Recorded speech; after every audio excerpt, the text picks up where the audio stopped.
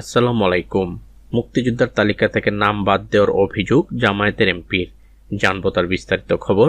তবে আপনি যদি যুদ্ধের জীবন চ্যানেলে নতুন হয়ে থাকেন, চ্যানেলটি অবশ্যই সাবস্ক্রাইব করবেন, পাশেই থাকবেন।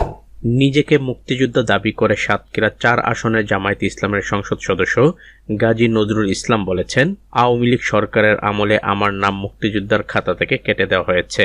জাতীয় সংসদ অধিবেশনে এক সম্পূরক প্রশ্ন করার সময় তিনি এ অভিযোগ করেন। গাজী নজরুল ইসলাম বলেন, মাননীয় স্পিকার, আপনি জানেন আমি একজন মুক্তিযোদ্ধা।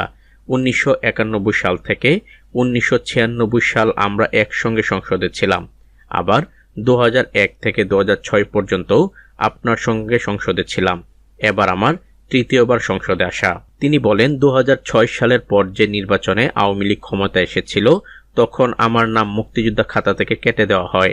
সেখান থেকে আজ পর্যন্ত আমি এ সুবিধা থেকে বঞ্চিত আছি।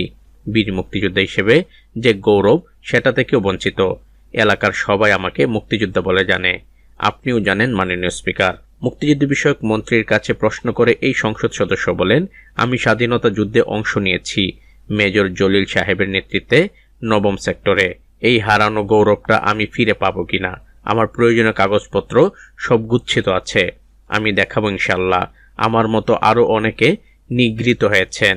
সে বিষয়ে তিনি অর্থাৎ মুক্তিযুদ্ধ বিষয়ক মন্ত্রী আমাদের তালিকাভুক্ত করে নিবেন কিনা সেই প্রশ্ন আমি আপনার মাধ্যমে করতে চাই। গাজী নজরুল ইসলাম প্রশ্নের জবাবে মুক্তিযুদ্ধ বিষয়ক মন্ত্রী আহমেদ আজম খান বলেন, এ প্রশ্নটিও আগের মতোই। তার ভাতা বন্ধ করে দেওয়া হয়েছে।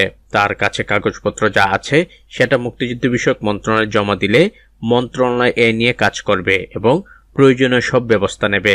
মন্ত্রী আরও বলেন, আমরা জানি যে অতীতে আমরা সবাই বিরোধী দল করতাম, তাদেরই হয়রানি করা হতো, সুনাম নষ্ট করা হতো।